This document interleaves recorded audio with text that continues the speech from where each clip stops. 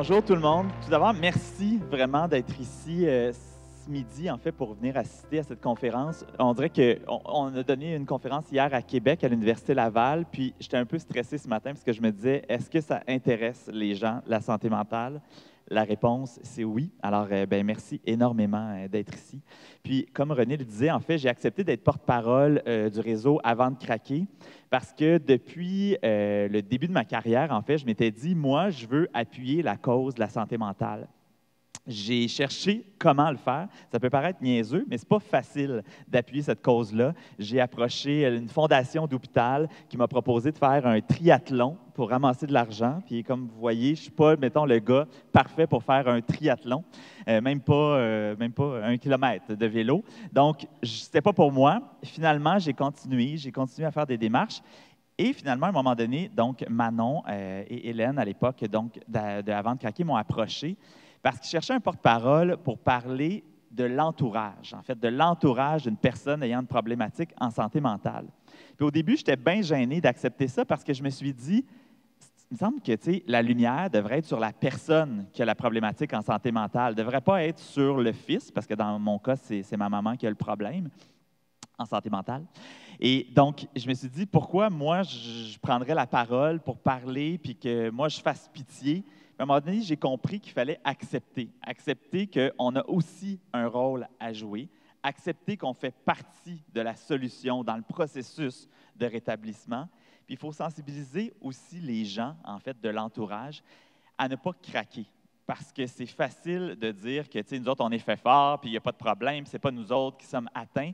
Mais à un moment donné, quand on vit avec une personne qui a une problématique en santé mentale, ça devient lourd, ça devient complexe. On vit toutes sortes d'émotions, puis c'est facile, finalement, de craquer, nous aussi.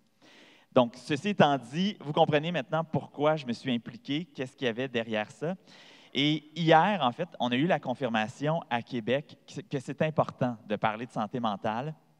Donc, pendant le témoignage, en fait, pendant cette conférence-là, il y a une jeune fille du milieu universitaire qui est partie bien discrètement avec sa capuche sur la tête puis qui est sortie de la salle. Et il y a des intervenants ici dans la salle, justement, du réseau Avant de craquer. Il y a des gens avec des T-shirts. Alors, n'hésitez pas d'ailleurs, si jamais vous avez besoin d'aide aujourd'hui, vous avez besoin de parler, allez vers ces gens-là, puis ils vont vous rediriger vers les bonnes personnes. Mais donc, cette jeune fille a quitté la salle en pleurs. Parce que c'était la première fois dans sa vie, et elle est au niveau universitaire, là, donc ce n'est pas une jeune fille de 10 ans, c'était la première fois dans sa vie qu'elle entendait parler de santé mentale, et c'était la première fois qu'elle était capable de constater que sa mère avait un problème de santé mentale. Donc, plus on va parler de santé mentale, plus on va sensibiliser les gens, puis je pense que c'est important de ne rien prendre pour acquis en ce moment.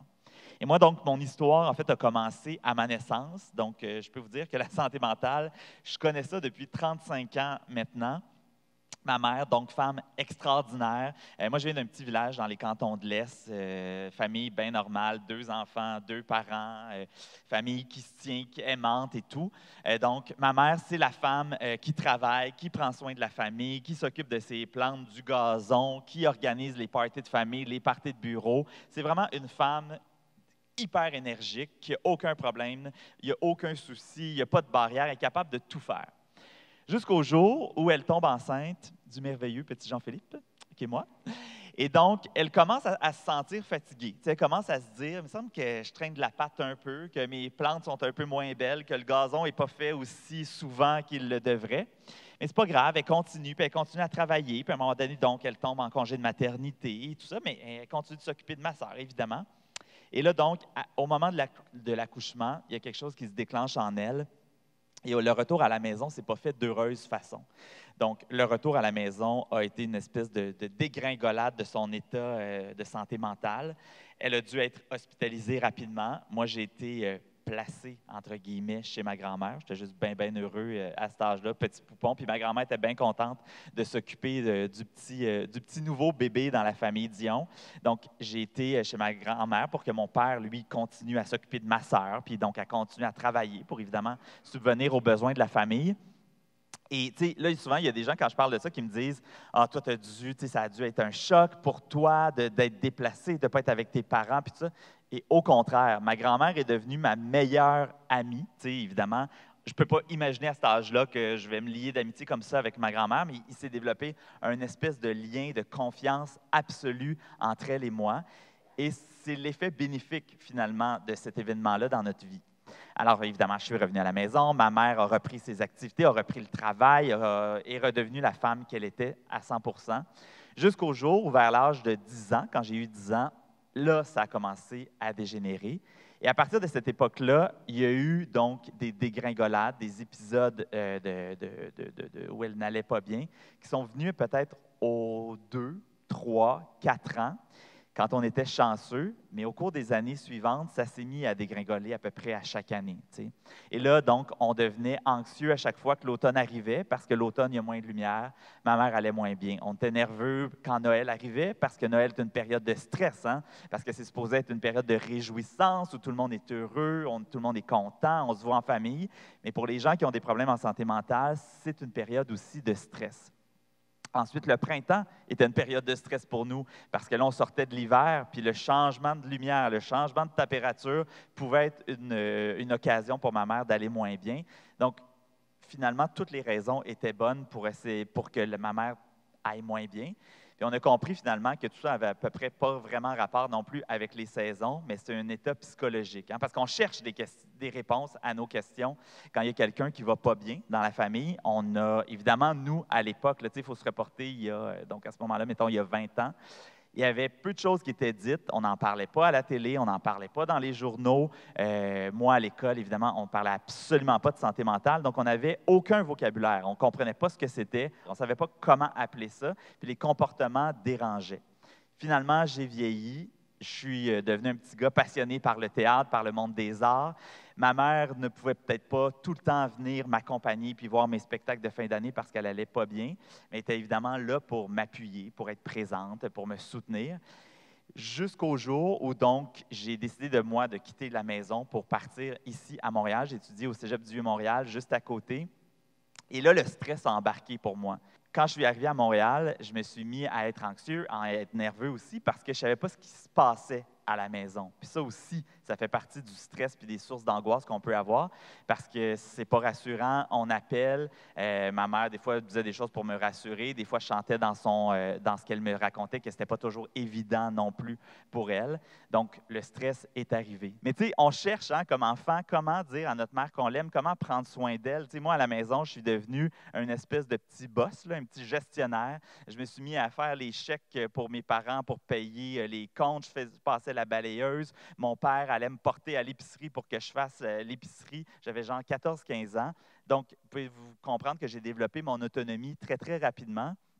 Et le producteur que je suis devenu en télévision, pour moi, est absolument relié à cette période-là de ma vie. T'sais. Souvent, on a l'impression que, bon, on va avoir eu des traumatismes dans notre enfance d'avoir vécu ça. Peut-être que j'en ai, peut-être que j'en aurai qui émergeront un jour. Mais moi, j'ai vraiment l'impression que ce que j'ai vécu quand j'étais jeune a créé du positif en moi. La débrouillardise. Dans mes premières années de carrière, j'ai défoncé les portes, j'ai travaillé comme un fou pour faire ma place, qui n'est jamais complètement acquise, mais j'ai travaillé très, très fort pour me rendre. Puis pour moi, ça vient vraiment de ma mère. Tu sais. Puis je voyais tantôt la photo de moi avec mon sourire, puis ça, c'est le sourire de ma mère. Tu sais. Puis je me disais, ce sourire-là, pour moi, c'est en bon français le target. Tu sais, c'est ce que je recherche chez ma mère. C'est ce que je veux qu'elle retrouve tout le temps. C'est ce qui fait que toute la famille, on se mobilise pour l'aider, pour être là pour elle, pour qu'elle retrouve ce fameux sourire-là. Tu sais. Et ben voilà, donc mon histoire, en fait, c'est vraiment une histoire de famille très, très typique, mais qui a manqué peut-être de ressources, qui a peut-être manqué d'informations autour de la santé mentale. Si jamais vous sentez, puis tu sais, ça s'applique à tout le monde. Moi, dans mon cas, c'est ma mère qui avait la problématique, mais ça peut être votre ami, ça peut être votre collègue de classe, il y a peut-être des enseignants qui sont ici, ça peut être votre étudiant. C'est super important d'envoyer la personne chercher de l'aide. C'est la première chose à faire. Puis ça peut paraître bien, bien basique, bien à la base, mais c'est la chose la plus importante. Il n'y a personne qui doit s'improviser psychologue, psychiatre, psychothérapeute. Demandez à la personne d'aller chercher de l'aide parce que malheureusement, on attend trop longtemps avant d'aller chercher de l'aide en santé mentale. Puis on attend souvent que la personne soit rendue au bord du gouffre. Alors, pousser la personne à aller chercher de l'aide, vous demander de l'aide aussi pour aider. Et n'ayez pas peur si c'est un membre de votre entourage, de la famille, n'ayez pas peur d'appeler le psychiatre, d'appeler le psychologue pour être sûr que votre parent, moi j'avais 14-15 ans encore, puis j'appelais le psychiatre de ma mère, la psychiatre à l'époque de ma mère, pour lui dire comment ça allait. Parce que la personne, en fait, qui a la problématique en santé mentale n'est pas toujours la meilleure pour aller expliquer à son médecin ce qui se passe dans sa tête. J'imagine, puis je ne veux pas généraliser, mais si une personne a, je ne sais pas, un cancer, une autre maladie, puis qu'il y a des symptômes qui sont physiques, qui sont très, très concrets, bien, la personne va dire « j'ai mal ici, j'ai mal aux genoux, j'ai mal à la poitrine, j'ai un souffle au cœur, je ne me sens pas bien, je suis essoufflé ». Mais la personne qui a la problématique en santé mentale n'est pas toujours apte à expliquer, puis va vouloir aussi cacher des symptômes, parce qu'évidemment, sa peur, ultimement, dans le cas de ma mère, c'était toujours qu'on ajoute des médicaments. Mais à un moment donné, ces médicaments-là sont essentiels. Donc, dites-vous que vous faites partie de la solution, que vous avez aussi le pouvoir d'aider dans le processus de rétablissement en parlant avec les intervenants du milieu de la santé. Puis en même temps, allez-y selon les connaissances que vous avez. Vos connaissances ne sont pas nécessairement médicales, donc vous n'êtes pas là pour dire au médecin de recommander tel ou tel médicament, mais vous êtes là pour parler de la personne, pour dire comment cette personne-là se sent, qu'est-ce que vous voyez, est-ce qu'elle prend ses médicaments. Puis moi, la psychiatre nous remerciait de faire ça parce que c'était essentiel pour elle d'avoir l'heure juste, puis ça l'a vraiment aidé dans le processus de rétablissement. Alors voilà.